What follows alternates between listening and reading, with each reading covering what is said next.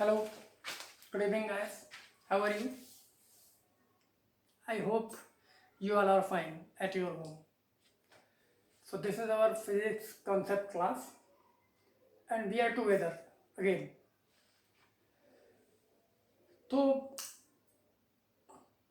आज के एक नए टॉपिक के साथ हम यहाँ इस क्लास में हैं, और आज का जो नया टॉपिक है वो टॉपिक है motion of an electron in the uniform electric field. जब कोई इलेक्ट्रॉन किसी यूनिफॉर्म इलेक्ट्रिक फील्ड में एंटर करेगा तो एक्चुअली उसका पाथ क्या होगा, और जब वो ट्रेवल करेगा तो उस ट्रेवलिंग के ड्यूरेशन में उसका मोशन किस तरीके का होगा और वो किस किस डायरेक्शन में ट्रेवल करेगा। अगर हम कंडीशन को कंसीडर करें तो ये इलेक्ट्रॉन ही नहीं, प्रोटॉन भी हो सकता है। पोलैरिटी के अकॉर्डिंग उसके पाथ रिवर्स होंगे। जैसा कि आपको पता है, पॉजिटिव चार्ज इलेक्ट्रिक फील्ड में इलेक्ट्रिक फील्ड के डायरेक्शन में मूव करता है, और negative charge opposite to the direction of electric field move करता है। बट कंडीशंस क्या है वो आपको डायग्राम के अकॉर्डिंग ही क्लियर होंगी। और this is an important topic. Generally ये डेरिवेशन तो कभी आपके एग्जाम्स में नहीं पूछा जाता, बट इससे रिलेटेड कोई ना कोई क्वेश्चन आ सकता है, और in the competitive exam also. So let's we discuss the topic. तो have a look on a board.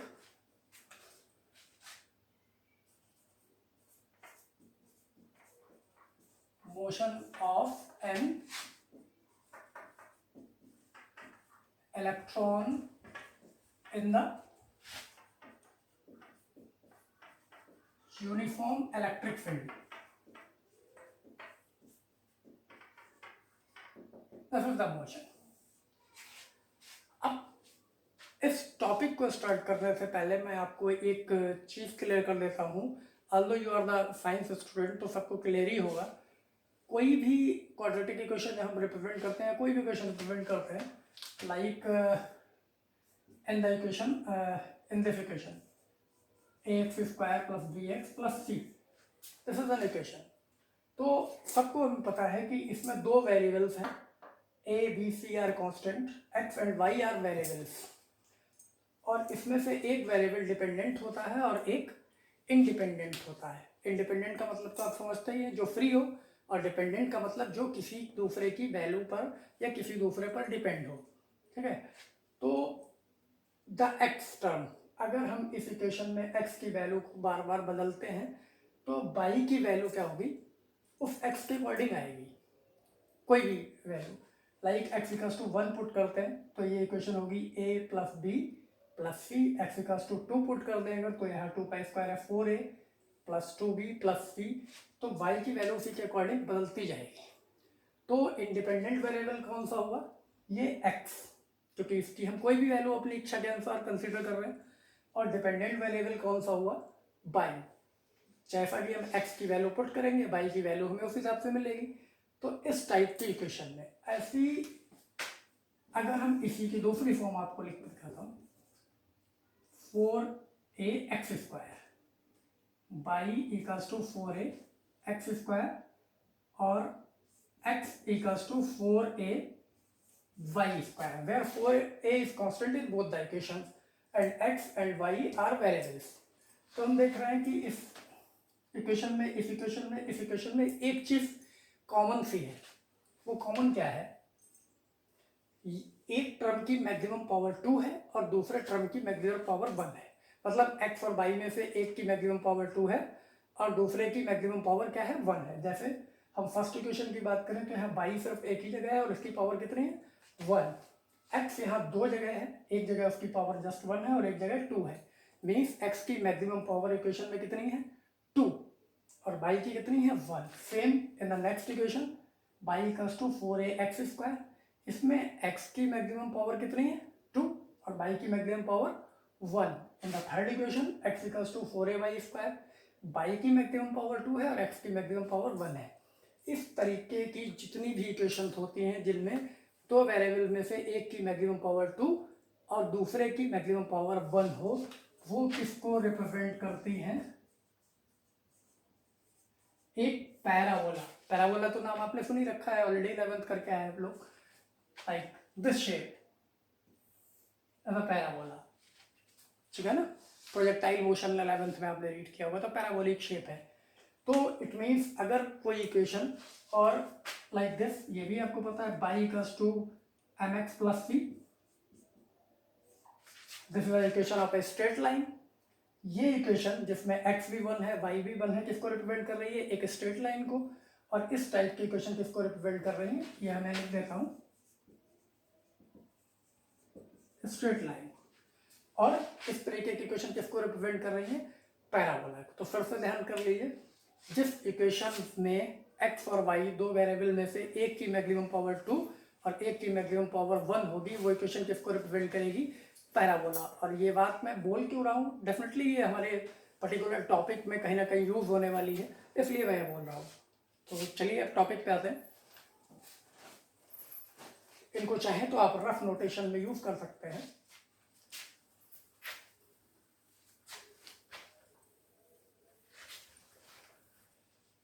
तो चलिए चलते हैं टॉपिक की तरफ।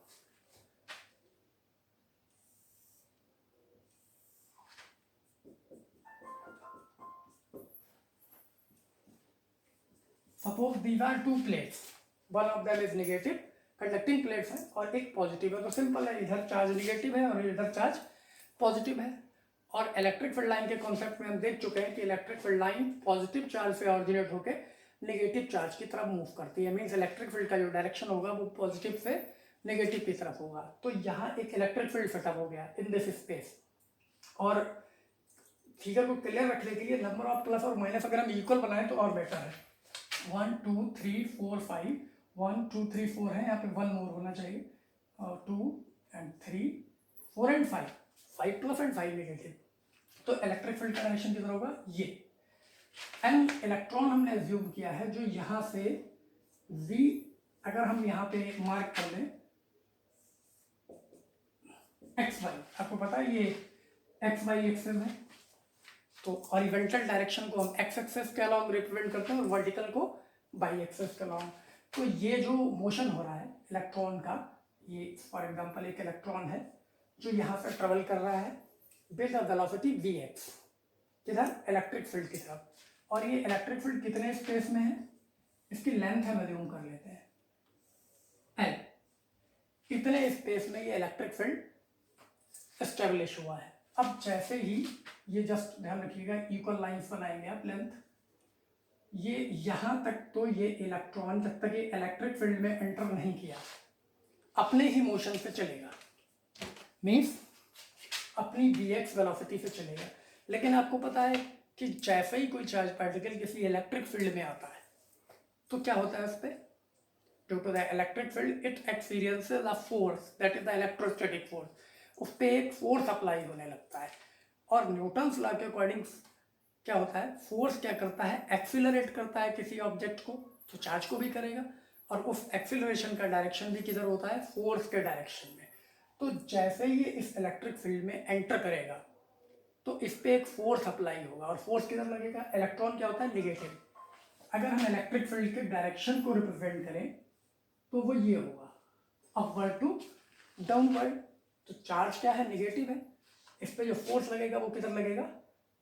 Opposite to the direction of electric field. तो जैसे जैसे ये इसमें एंटर करेगा आगे बढ़ता जाएगा, इस पे वाई डायरेक्शन में, जैसा कि हमने यहाँ बनाया है, एक फोर्स अप्लाई होता चला जाएगा। तो क्या होगा? इसका पाथ यहाँ से चेंज होके, क्योंकि वी एक्स एक्सेस में इसकी वेलोसिटी है तो ये आगे तो बढ़ेगा ही, साथ साथ में ये बाई की तरफ भी मूव करेगा लाइक दिस। और इसका पाथ ऑलमोस्ट ऐसा होगा, ऐसे जाएगा ये। तो अगर हम स्ट्रेट लाइन ड्रॉ करें तो इसको यहाँ आना चाहिए था और ये कहाँ आ गया? यहाँ आ गया। सपोज करते हैं ये डिफ्लेक्शन वाई है, सॉरी स्मॉल वाई, ये डिफ्लेक्शन यहाँ पे हमने इसको नोटिस कर लिया। यहाँ से एंटर करने के बाद इलेक्ट्रिक फील्ड में ट्रेवल करते समय ये इलेक्ट्रिक फील्ड के अपोजिट डायरेक्शन में बाई डिफ्लेक्ट हो गया, नहीं, और ये अपने डायरेक्शन में तो ट्रेवल किया। इस मोशन को हमें फाइंड आउट करना है कि ये मोशन कैसा है और इसका ये डिफ्लेक्शन कितना हुआ होगा, इनिशियल डायरेक्शन से ये कितना डेविएट हो गया, वो हमें कैलकुलेट करना है। तो देखते हैं कैसे करते हैं। तो यहाँ पर नोटिस कर लेते हैं,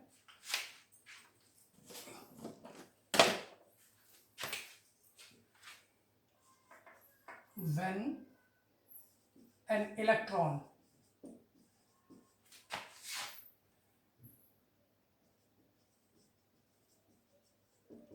is entering in the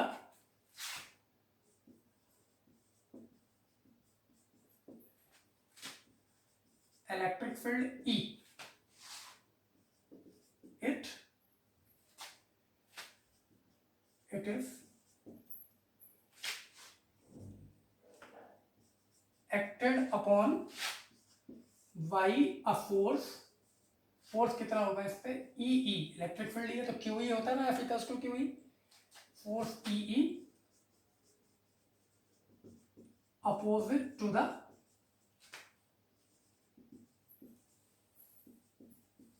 direction of electric field. Electric field के अपोजिट डायरेक्शन में इस पे एक फोर्स लगता है, hence an acceleration produced along the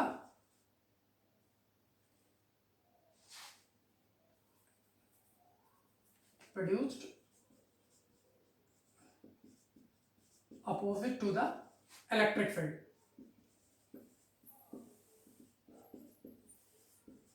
electric field, और इसको हम क्या लिखेंगे along y, opposite to the electric field का मतलब क्या हुआ, along y, इलेक्ट्रिक फील्ड ये है और ये डायग्राम से उसके अपोजिट डायरेक्शन में है। Therefore ay acceleration ay is equals to क्या होता है formula, f equals to ma, तो a equals to f upon m, that is force divided by the mass of electron m. So the force is given by QE, that is for electron, the charge on electron is E, that it is EE upon m. अब हमें ये find out करना है, अगर ये electric field L length में है तो इस लेंथ को कवर करते समय इसका वाई डायरेक्शन में डेविएशन कितना होगा। तो हम सपोज कर लेते हैं let y be the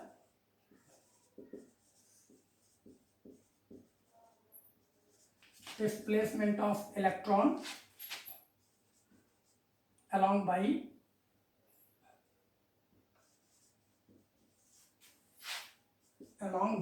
axis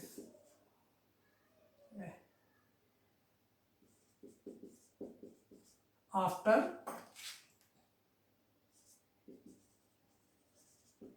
traveling length L in electric field. Electric field में L लेंथ ट्रेवल करने के बाद अगर इसका डिफ्लेक्शन y हुआ, देन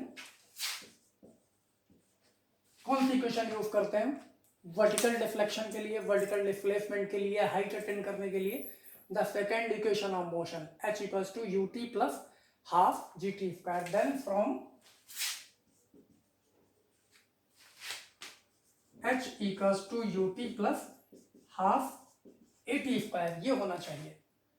तो यहाँ क्या होगा, h को हम क्या रिप्रेजेंट कर रहे हैं, यहाँ पे बाई सपोज किया है हमने, जो हाइट अटेंड किया है इसने डिफ्लेक्शन हुआ है कितना है बाई, और यहाँ पे क्या होना चाहिए U Y T initial velocity, और हम देख रहे हैं कि जब ये एंटर किया था तो इसकी वेलोसिटी सिर्फ बी एक्स थी, अलॉन्ग एक्स थी, अलॉन्ग बाई थी नहीं, तो बाई डायरेक्शन में इसकी वेलोसिटी कितनी जीरो, तो initial velocity zero plus half value of acceleration is E upon M and T square, और यहाँ नोटिस कर देंगे because U Y the initial vertical velocity और initial velocity along the Y axis is zero, तो the first term is zero. तो finally हम यहाँ पे इसको क्या लिख सकते हैं, यहाँ से नोटिस कर लेता हूँ, y equals to 1 upon 2 E upon M T square time, और इस L लेंथ को ट्रेवल करने में लगा हुआ टाइम t है, तो टाइम भी हम कैलकुलेट कर सकते हैं। The velocity along length L और अलोंग x एक्सिस कितनी है vx, that is the initial velocity of electron when it is not in the electric field। अब क्या करते हैं vx ये है, तो फॉर्मूला क्या होता है हमारे पास में, distance equals displacement equals to velocity into time. तो हम यहाँ क्या लिख सकते हैं, L equals to V X into T, लिख सकते हैं ना। Distance is L, the horizontal velocity is V X, और टाइम कितना लगा, टी। वाई डिफ्लेक्ट होने में कितना टाइम लगा, जितने टाइम में इसने ये लेंथ कवर की उतना टाइम इसको लगा वाई डिफ्लेक्ट होने में। तो यहाँ टी को रिप्लेस में हम लिख सकते हैं, because T equals to L upon V X. तो now Y equals to 1/2 E upon M, that is L upon Bx square. This is the deflection of electron in the uniform electric field when it is entered in the electric field with a velocity perpendicular to the direction of electric field. मतलब जब कोई electron किसी electric field के perpendicular direction में एक velocity के साथ enter करेगा तो उसका इलेक्ट्रिक फील्ड के अपोजिट डायरेक्शन में, अगर ये पॉजिटिव चार्ज होता तो इलेक्ट्रिक फील्ड के डायरेक्शन में एक डिफ्लेक्शन हो जाएगा बाई, जो हम इस फॉर्मूले के थ्रू कैलकुलेट कर सकते हैं। अगर हमें इनिशियल वेलोसिटी पता है, इलेक्ट्रिक फील्ड की वैल्यू पता है, और चार्ज पार्टिकल यहाँ इलेक्ट्रॉन है तो उसका E by M means charge और मास पता है, अगर कोई और पार्टिकल होता तो उसका चार्ज और मास पता होना चाहिए था, और इलेक्ट्रिक फील्ड कितने स्पेस में है मीन्स कितनी लेंथ में है वो पता है, तो हम कैलकुलेट कर सकते हैं। ये तो गया डेरिवेशन। अब दूसरी बात, इसमें अगर हमने वर्टिकल डिस्टेंस को बाई लिया है तो हॉरिजॉन्टल को हम एल के बजाय एक्स भी ले सकते थे, तो ये भी एक वैसी ही इक्वेशन है। तो अगर हम यहाँ नोटिस करें तो रिजल्ट हमारे पास में ये है फाइनली, वाई इक्वल्स टू इसको ऐसे भी लिख सकते हैं, E upon 2m V X square को हम अलग कर लेते हैं और एल स्क्वायर। तो हम यहाँ देख रहे हैं इलेक्ट्रॉन का चार्ज कांस्टेंट होता है, इलेक्ट्रिक फील्ड यूनिफॉर्म है तो वो भी कांस्टेंट हुआ, 2 डेविट है वो भी कांस्टेंट है, एम मास ऑफ इलेक्ट्रॉन है वो भी कांस्टेंट है, बी एक्स जो हॉरिजॉन्टल इनिशियल वेलोसिटी थी वो भी फिक्स है क्योंकि उसमें कोई एक्सेलरेशन नहीं था कांस्टेंट, तो ये पूरी वैल्यू कांस्टेंट है। तो टर्म क्या आएगा हमारे पास में, B Y is directly proportional to L square, या इस पूरे कांस्टेंट को हम 4a सपोज कर लें तो ये इक्वेशन वैसी हो गई जैसे y equals to 4a X square थी, या X square X equals to 4a Y square थी। तो मैंने क्या बताया था, इसमें 2 वेरिएबल्स हैं, जैसे जैसे l की वैल्यू बदलेगी y की वैल्यू बदलेगी। तो l क्या हुआ, इंडिपेंडेंट वेरिएबल, और y क्या हुआ, डिपेंडेंट वेरिएबल। तो ये इक्वेशन एक इक्वेशन है और जिसमें एक वेरिएबल की मैक्सिमम पावर 1 है और दूसरे वेरिएबल की मैक्सिमम पावर 2 है। तो इसका पाथ कैसा हुआ इलेक्ट्रॉन का, जो कंक्लूजन आया, ये तो फॉर्मूला हुआ, कंक्लूजन क्या आया। इसके बाद में हम नोटिस यहाँ तक का टर्म आप स्क्रीन पॉज करके बोर्ड को नोट डाउन कर सकते हैं इस डेरिवेशन का पार्ट, बट रिजल्ट ये है, ठीक है, दिस रिजल्ट। तो मैं ये थ्योरेटिकल पोर्शन रब कर रहा हूँ, आप चाहें तो स्क्रीन पॉज करके इसको नोट डाउन कर लीजिए।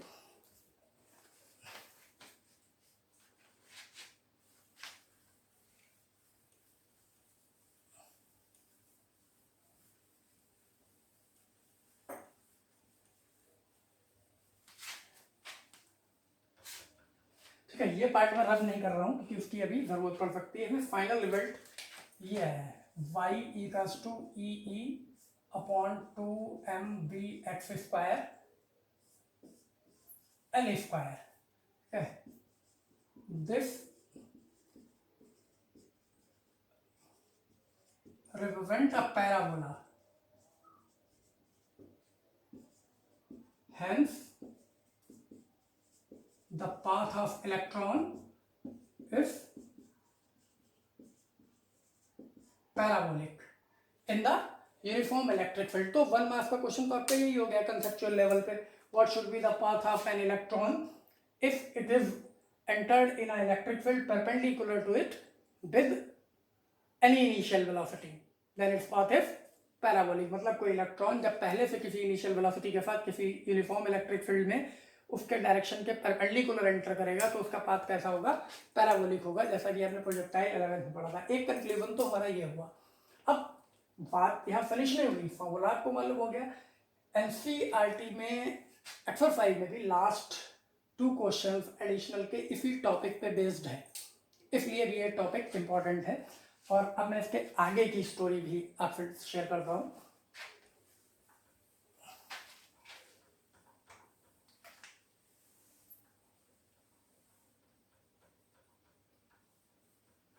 अब अगर हम ये मान लेते हैं कि ये पार्टिकल यहाँ से ट्रेवल करके यहाँ चला गया, यहाँ तक तो इसका ये डिफ्लेक्शन हो गया, इस पाथ पे ट्रेवल कर गया इलेक्ट्रॉन।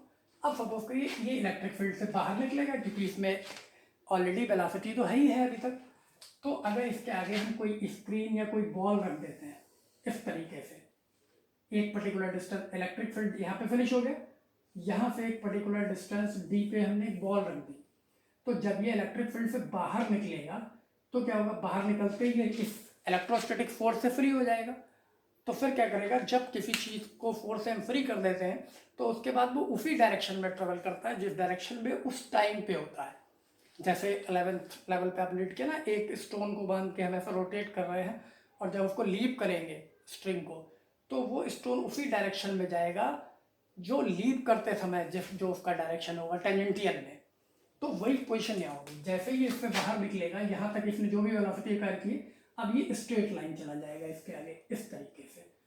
और इसको अगर हम यहाँ पे बनाते हैं, डिस्टेंस डी है और ये यहाँ आ जाएगा और यहाँ आएगा। इस डिफ्लेक्शन को हम सपोज करिए वाई डैश नोटिस कर लेते हैं। ये और भी तो एक डिफ्लेक्शन हुआ है इनिशियल टोटल से, इलेक्ट्रिक फील्ड से बाहर निकलने के बाद। और सपोज कर लेते हैं ये एंगल भी है कोई theta. If a ball or a screen is outside the electric field at a distance d, then what should be the total deflection of the electron? Total कितना होगा, तो बाई तो पहले ही हो चुका है, वाई डैश हमने यहाँ सपोज कर लिया। इनको कोई दो पॉइंट ले लेते हैं, लाइक ये इलेक्ट्रिक फील्ड जो था ए से लेके बी पॉइंट तक था, और इस पॉइंट को हम सी और डी ले लेते हैं। ठीक है, अब देखते हैं कि आगे भी हमें क्या कैलकुलेट करना होगा। पाथ क्लियर हो गया, अब इसी को आगे नोटिस करते हैं।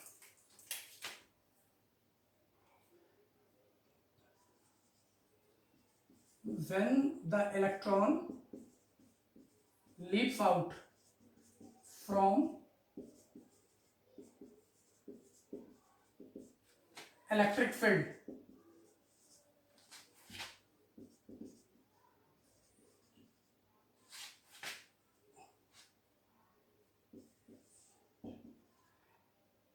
it achieves a velocity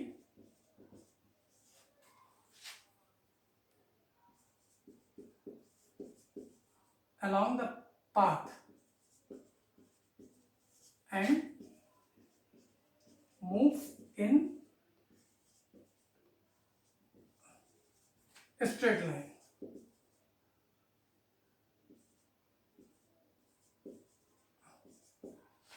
And hit a target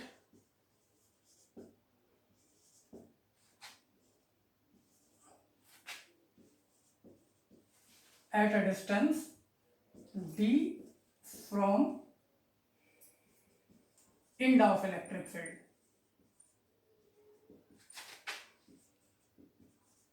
अभी मैं आपको इसका मीनिंग समझाता हूँ। जब ये यहाँ तक आया तो इसने इसी पाथ के अलोंग एक वेलोसिटी अचीव कर ली, और उसी वेलोसिटी से जब ये बाहर निकलेगा तो ये स्ट्रेट लाइन मूव करेगा, क्योंकि अभी इस पर कोई भी फोर्स नहीं है। और आगे जिस बॉल या स्क्रीन को हमने टारगेट सपोज कर लिया जिसको इसे हिट करना है, उस टारगेट को जाके इसी वेलोसिटी के साथ हिट करेगा एक पर्टिकुलर डिफ्लेक्शन पे।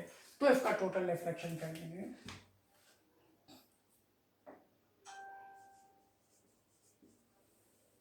Suppose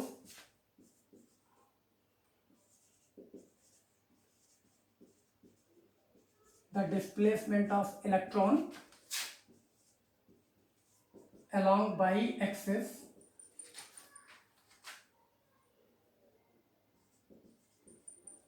is now y dash, then ये मैंने सपोज कर लिया। अब देखिए मैंने लिखा क्या है, पहले वो अंडरस्टैंड कर लेते हैं। यहाँ तक तो बात हो गई इलेक्ट्रिक फील्ड के इनसाइड।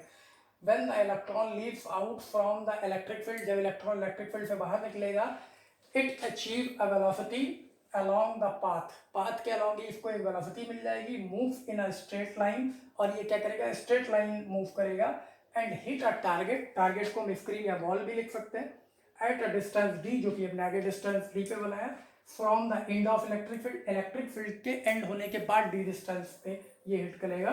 और suppose the displacement of electron along the Y axis is now, अब जो है बाई एक्सिस के अलोंग इसका डिस्प्लेसमेंट होगा इज वाई डैश, देन यह हो गया।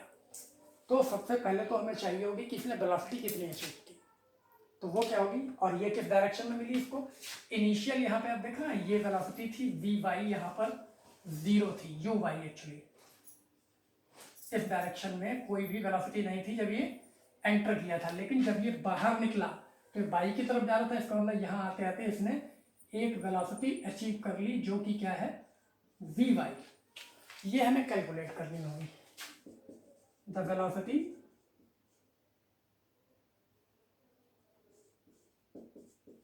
of electron along y-axis if dy equals to क्या होती है equation, b equals to u plus A T. तो यहाँ पे चलिए मैं लिख लेता हूँ u y प्लस ए वाई टी, और यहाँ पे रीजन क्या है u y इक्वल्स टू तो 0 है, तो सिर्फ क्या बचेगा B Y equals to A Y T. और ए वाई हमने नोट डाउन कर रखा है ऑलरेडी, सॉल्व भी कर रखा है, हम यहाँ पे इसको नोटिस कर लेना है, इस डायग्राम में ही कर लेते हैं। तो B Y is equals to A Y की वैल्यू क्या थी ई ई अपॉन एम, जो बैक स्क्रीन पे आप देख सकते हैं F upon M, that is E E upon M T, और टी की वैल्यू क्या थी E E upon M, T की वैल्यू थी एल अपॉन वी एक्स। ये वैल्यू तो हमारे पास में हो गई है बी वाई, ठीक है। यहां तक भी आपको स्क्रीन पॉज करके नोट डाउन करना पड़ेगा दोबारा से, इसको भी आप स्क्रीन पॉज करके नोट डाउन करिए और फिर हम आगे मूव करते हैं। यहां तक तो ऑलरेडी मैं आपको बता ही चुका था, चलिए मैं यहीं तक का रफ कर रहा हूं। अब उस इक्वेशन पे है, this equation B Y equals to, result हमारे पास में ये आ गया B Y equals to E E upon M T replace by L upon B X. अब अगर आप लास्ट ट्राइंगल में देखें तो tan theta equals to B Y upon B X होना चाहिए। क्या होगा अगर आप लॉ पैरेललोग्राम अप्लाई करें तो this is B Y means ये भी बी वाई होगी, और इस डायरेक्शन में वेलोसिटी कितनी है वी एक्स, तो इस एंगल की वैल्यू क्या होगी B Y upon B X, और बी वाई हमारे पास ऑलरेडी है, तो अगर हम पुट करें तो क्या होगा E E upon M B X upon B X होगा, तो ये स्क्वायर हो जाएगा एल दिस वैल्यू। और इन ट्राइंगल यही पे नोटिस कर सकते हैं, in triangle B C D, again दोबारा यही ट्राइंगल यूज करें तो tan थीटा इक्वल्स टू क्या होगा, this is the Y dash and perpendicular upon base. Perpendicular कितना है वाई डैश और बेस कितना है D, Y dash upon D, therefore Y dash upon D must be equals to this value E E upon M B X square L. ये value हो गई है किसकी वाई डैश अपॉन डी की। अब यहाँ हम सॉल्व कर लेते हैं इसको, ये मैं रब कर रहा हूँ, आप स्क्रीन पॉज करके नोट कर सकते हैं चाहे तो।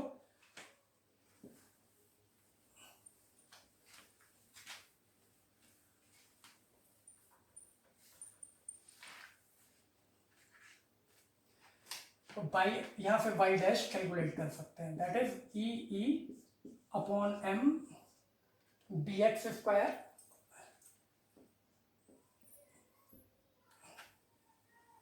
L D. ये वैल्यू हमारे पास में ऑलरेडी हो गई है। अब हमें क्या करना है टोटल डिस्प्लेसमेंट निकालना है। ये तो वाई डैश हो गया, सिर्फ अगर उतना चाहिए तो भी क्वेश्चंस के अकॉर्डिंग कंडीशंस होगी, आपको अंडरस्टैंड करना होगा। द नेट डिस्प्लेसमेंट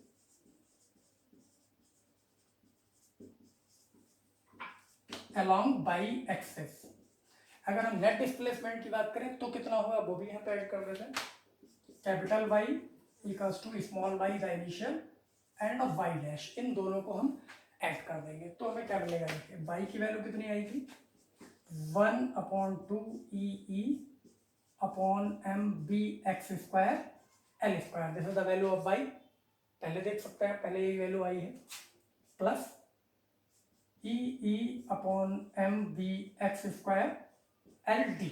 अगर हम इसको सॉल्व करते हैं तो ये वैल्यू क्या क्या कॉमन मिल रहा है हमें, E upon M B X square, ये पूरा टर्म कॉमन है, एल आल्सो कॉमन, तो देखिए क्या बचेगा यहाँ तो एल स्क्वायर है और यहाँ जस्ट एल कॉमन लिया है तो एल बचा, अपॉन में 2 बचा, प्लस इधर सब कुछ कॉमन हो गया, E upon M B X square L, तो सिर्फ डी बचा है। तो रिजल्ट क्या है, the by is equals to this, the net displacement is E upon M B X square L L upon 2 plus D. एक बात और बता दूं कि अगर यहाँ पे इलेक्ट्रॉन नहीं होता, कोई चार्ज क्यू होता, तो यहाँ पे क्यू होता और मास तो एम होता ही होता है चार्ज पार्टिकल का। ये फाइनल रिजल्ट हो गया। इसी रिजल्ट को हम एक वे में और कन्वे भी कर सकते पोटेंशियल के टर्म में, लेकिन चूंकि अभी तक पोटेंशियल मैंने पढ़ाया नहीं है तो आगे कभी टॉपिक आएगा तो इस टॉपिक का एक शॉर्ट फॉर्म हम पोटेंशियल की फॉर्म में भी डिस्कस कर लेंगे, क्योंकि M X M B X square की वैल्यू हम प्लेस कर सकते हैं, लेकिन फिर भी मैं शॉर्ट में बता देता हूँ। आई थिंक सो कि 11th में आपने शायद इलेक्ट्रॉन वोल्ट के बारे में पढ़ा हो केमिस्ट्री में, तो किसी भी चार्ज पार्टिकल की जो एनर्जी होती है जब वो किसी पोटेंशियल डिफरेंस से एक्सीलरेट किया जाता है, तो चार्ज अगर क्यू है और पोटेंशियल डिफरेंस बी है तो कितनी एनर्जी होती है, क्यू वी। और इलेक्ट्रॉन के लिए इसी को हम इलेक्ट्रॉन वोल्ट कहते हैं। When an electron is accelerated through the potential 1 volt, then its energy is 1 electron volt, and 1 electron volt is equals to 1.6 into 10 to the power minus 19, ये उसकी वैल्यू होती है जूल। तो ईवी अगर electron की energy है, और generally kinetic energy को हम क्या लिखते हैं, हाफ एम, और हॉरिजॉन्टल स्पीड इसकी क्या थी, V X, half M V X square. तो यहाँ से हम एम वी एक्स स्क्वायर की वैल्यू कितनी नोटिस कर सकते हैं, 2 EV। तो हम चाहें तो यहाँ एम बी एक्स को रिप्लेस करके 2 EV प्लेस कर सकते हैं, तो ये E अपॉन बी के टर्म में मीन्स इलेक्ट्रिक फील्ड। और अगर इन प्लेस के बीच का हमें पोटेंशियल डिफरेंस किसी क्वेश्चन में गिवन है तो हम वो भी यूटिलाइज कर सकते हैं, like this, by is equals to E upon M B X replace by 2 EV L upon 2 plus D. ये एक रिजल्ट ये भी हो सकता है, ई अपॉन 2 EV, और ये E जो है वो कैंसिल आउट हो जाएगा, मीन्स चार्ज पे ये फ्री हो जाएगा। This is E upon 2V L by 2 plus D. This is the final conclusion. The net displacement is given by 1/2 E upon B L by 2 plus D. This is the value. तो यहाँ तक हम find out कर सकते हैं। इस तरीके से और भी बहुत सारे टर्म्स हैं। तो ये प्योर एक टॉपिक है जो आपको नॉर्मली न्यूमेरिकल्स में यूज़ करना पड़ सकता है डायरेक्टली। बोर्ड एग्जामिनेशंस में ये डायरेक्टली डेरिवेशन आपसे नहीं पूछा जा सकता, है ना। This is the relax for you, लेकिन इसका मतलब ये नहीं कि ये कभी पूछा नहीं जाएगा या कहीं यूज़ नहीं होगा। कम्पिटेटिव लेवल का भी टॉपिक है। जनरली क्वेश्चन भी मैंने बताया एनसीईआरटी के एडिशनल में 2 क्वेश्चन इससे रिलेटेड है, और ये डेरिवेशनल फॉर्म भी है। तो बेसिकली आपको यूज इतना ही करना पड़ता है जहाँ तक इलेक्ट्रिक फील्ड की बात है। मीन्स फर्स्ट वाला कंक्लूजन, वो कंक्लूजन आपका सॉरी दिस वन बाई की वैल्यू ई अपॉन 1/2 mvx² L², यहीं तक आपका यूज होता है। अब आज के लिए टॉपिक काफ़ी सफिशिएंट है, और आप सोच रहे होंगे कि आज सर ने बहुत थोड़ा सा जल्दी पढ़ा दिया। सो आई थिंक इतना सब कुछ आपको एक्सप्लेन कर चुका हूँ। Now you are the smart student, so you can understand easily. और ये फिजिक्स है तो आपको थोड़ी अपनी स्पीड को एक्सीलरेट करना पड़ेगा। और जब हम नेक्स्ट टॉपिक पे आएंगे, नेक्स्ट क्लास में आएंगे, तब हम एक बहुत ही इम्पॉर्टेंट टॉपिक डिस्कस करने वाले हैं जो आपके बोर्ड एग्जामिनेशन में अच्छा खासा वेटेज रखता है। That will be the Gauss theorem, electric flux. लेकिन इस टॉपिक को करने से पहले नेक्स्ट क्लास में हम 2 टॉपिक ठीक से अंडरस्टैंड करेंगे। जिनमें solid angle and area vector, ठीक है। और अब आप शायद थोड़ा सा शॉक्ड हुए होंगे, मैंने बोला एरिया वेक्टर, और जो आप अभी तक जानते हैं normally area is a scalar quantity, आपको यही पता है। लेकिन ये सब कुछ it will be very interesting when we discuss it, but तब तक आप इस पर फोकस करिए। So now we will meet in the next class. Till then enjoy the journey of physics, keep it up and keep your study continue. Bye.